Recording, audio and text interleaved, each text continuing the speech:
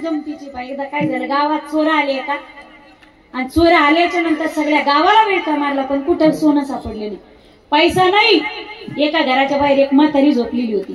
चोर गेला तिथं. म्हातारी म्हणे, म्हातारे काय नाव आहे तुझं? ती म्हातारी म्हणे, माझं नाव गंगूबाई. चोर रडायला लागला. तो म्हणे, माझ्या आईचं पण नाव गंगूबाई. आई, मी तुम्हाला मारित नाही, पण या घरात सोनं कुठं पुरून ठेवलेलं ते मला सांगा. त्या म्हातारीने सांगितलं. चोर निघणार तेवढ्यामध्ये एका म्हाताऱ्याला खोकला. आता 12च्या नंतर खोकला चालूच होतो, बरोबर. म्हातारा खोकलू लागला. चोर आले आणि म्हाताऱ्या चल उठ. म्हाताऱ्याला म्हणे, काय नाव आहे तुझं? म्हातारा असं चळा कापू लागलं होतं. म्हातारा म्हणे, माझं नाव सखाराम आहे, पण गावात मला सगळेजण गंगूबाई म्हणते. कळालं त्याला धन्यवाद, नाही कळालं त्याला डबल धन्यवाद.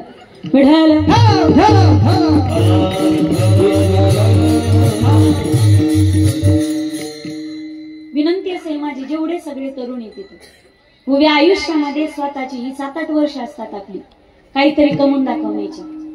या 7-8 वर्षामध्ये तुम्ही विनाकारण नाही ऍडमिशन द्याय कॉलेजला, याची तिची गाडी गणकट मारण्यात, झुरकी मारण्यात, सिगारेट वाढण्यात, भीती रंगिण्यात जर आयुष्य वाया घालवत असाल क्षमासावी वाक्यासाठी, तर विनंती असेल उभ्या आयुष्यामध्ये तुमच्या समोर सगळ्या आंधळच असणार.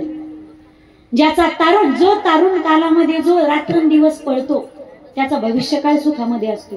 जो आता बसून खातो त्याची पुढे मजाच नाही होती. पा नाही तुम्हाला कटोरे घेऊन दारोदार फिरायची गरज पडली तर मग बोला. भविष्यकाळ आपला अंधारात आहे. म्हणून आता रात्रीचा दिवस आणि दिवसाची रात्र माणसाने कष्ट केले पाहिजे, त्यांना अभ्यास केले पाहिजे. हे 10-5 वर्ष तुम्ही याच्या त्याच्या मागे फिरण्यात, हा माझा तो माझा तो माझा तो माझा. UP बिहारची लेकरं 2-2, 3-3 वर्ष स्वतःला कोंडून घेते स्टडी रूम मध्ये. 5-5, 8-8 घंटे, 10-10, 12-12 घंटे अभ्यास करते. क्लास 1 क्लास 2 ऑफिसर होते 2-2 वर्षामध्ये. आपले हळदी, वराती, जत्रा, यात्रा, म्हसोबाची, खंडोबाची जत्रा, गावातलं लग्न, हळद, वरात, मग शोध चालू होतो गावचा. मायकल जॅक्सन पुढे गेला. असा नाचतो हा अंगात आल्यासारखं, 2 दिवस जागचं उठत नाही. मला टेन्शन येतं, हा दुसऱ्याच्या वरातीत नाचत राहिला, याची वरात निघायची कधी? काय मोठा भयानक येतात. याच्या त्याच्या मागे हिंडून याची त्याची हजामती करण्यापेक्षा, याची त्याची मोत्या करण्यापेक्षा, याला त्याला मोठं करण्यापेक्षा, स्वतःच्या गरिबीत फाटका शर्ट असेल तर शिवून त्याला इस्त्री करा, तांब्यात कोळसे टाकून इस्त्री करा, मळकट कळकट कपडे घाला. नाही नोकरी लागली तरी हरकत नाही. शेंगदाण्याचा फुटाण्याचा गाड्या टाकून, चहाची टपरी टाकून चहा का, पण लोकांची लाचारी कधी पत्करू नका. लाचारीच्या यशापेक्षा स्वाभिमानाचं अपयश मनात पचवायची तयारी ठेवा. ओलीमुळे बेदी खडकाचे अंग, अभ्यासाचे संग कार्य सिद्धी. प्रयत्ने वाळूचे कण रगडिता प्रयत्नांती. तुकोबराच्या भाषेत जर विचाराल आपल्या भाषेत, लहरों से डर के नौका पार नहीं होती और कोशिश करने वालों की कभी. विनंती असेल मला, माझी विनंती असेल तुम्हाला, उभ्या आयुष्यात काय शिकायचं ते शिका, कसे कपडे घालायचे तर घाला, काय खायचं तर घ्या, कोणत्या शाळेत ऍडमिशन घ्यायचं तर घ्या. फक्त एक विनंती असेल, उभ्या आयुष्यामध्ये लग्नाचा निर्णय घेत असताना जन्मदात्या बापाच्या विरोधात पळून जाऊन कधी लग्न करू नका. आणि विनंती माझी सगळ्या हिंदू माझ्या भगिनींना, लव जिहाद या गोष्टीला कधी बळी पडू नका.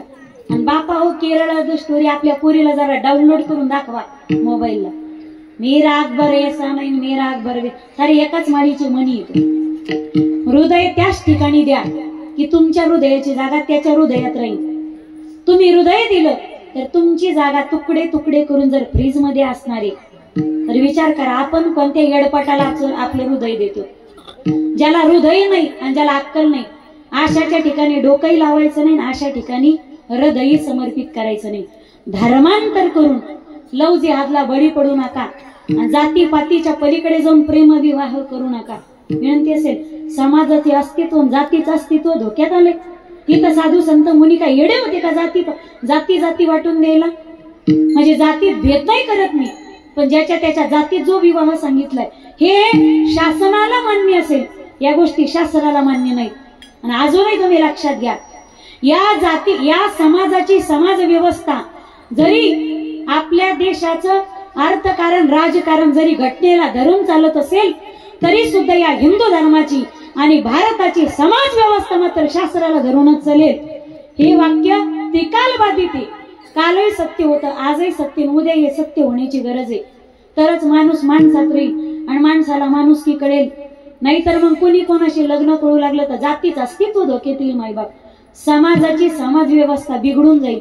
म्हणून माझी विनंती असेल, आज घरातली माय आणि गोठ्यातली गाय सुरक्षित राहणं गरजेचं आहे. आपल्या भाषेत जर विचारत असाल आणि तुकोबारायच्या भाषेत जर विचारत, निश्चयाचे बळ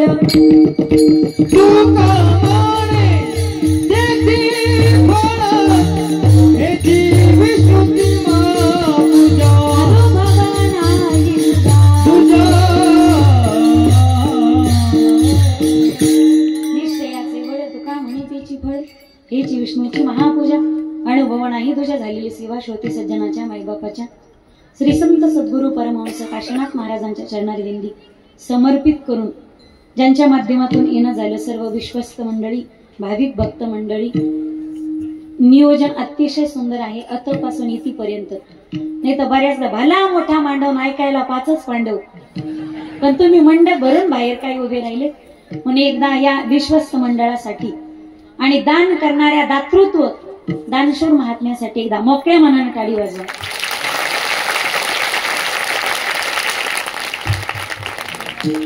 सगळी गोष्ट अतिशय व्यवस्थित आहे.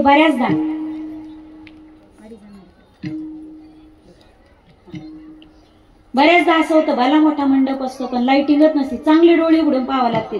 कोण्या कोपऱ्यात माणसं बसलेली आहेत. लाइटिंग व्यवस्था, मंडप, सगळं स्टेज, माईक सिस्टीम सगळे इतकं व्यवस्थित आहे, नियोजनबद्ध आहे. आणि दुसरी गोष्ट तुमच्याकडे शिस्त, म्हणजे टाचणी पडला तरी आवाज येतो. एवढी सुंदर शांतता आहे. अतिशय शिस्तबद्धतेत आणि शांततेत एवढा मोठा भव्य दिव्य नाम सप्ताह तुम्ही संपन्न करत आहात. ज्ञानदानही भरपूर आहे आणि अन्नदानही भरपूर आहे. बरोबर आहे ना? 7 दिवसामध्ये 8 दिवसामध्ये ज्यांचं अन्नदान आहे, त्या अन्नदान करणाऱ्या महात्म्यासाठी एकदा टाळी वाजवा.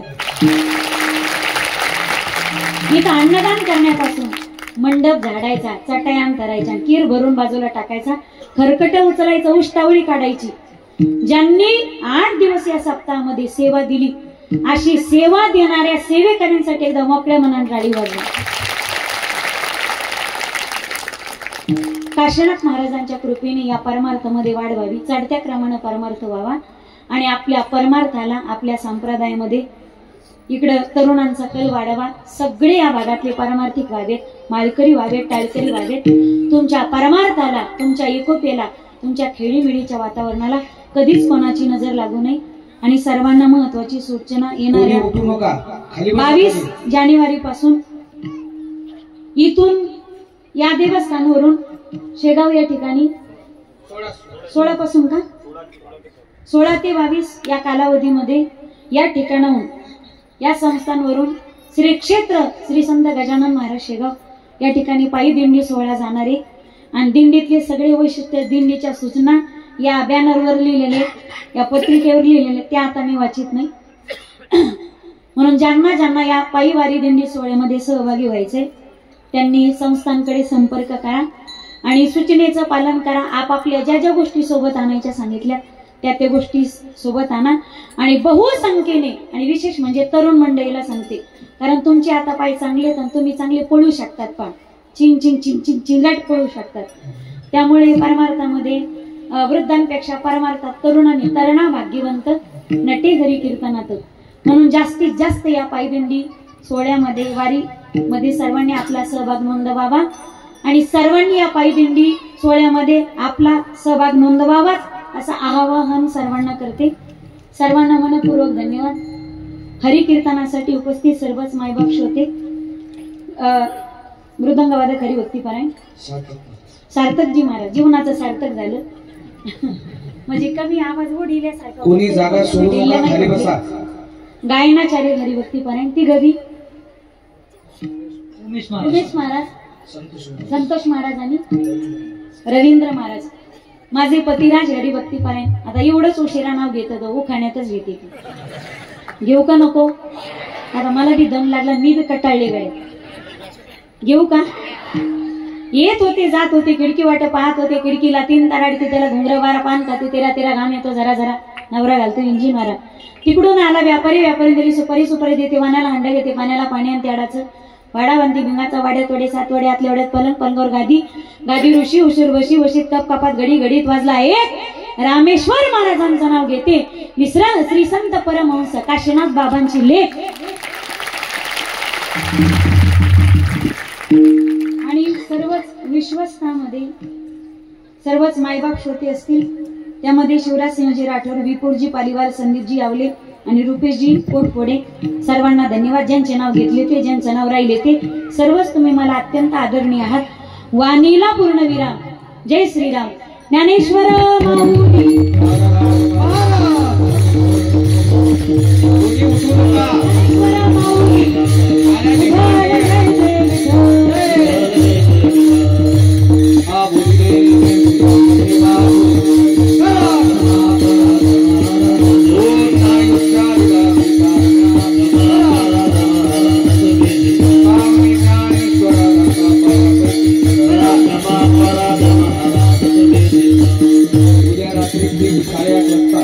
हरिभक्त पारायण धर्माचार्य नारायणजी महाराज शिंदे यांच्या अमृततुल्य वाणीतून हरिकीर्तन होणार आहे.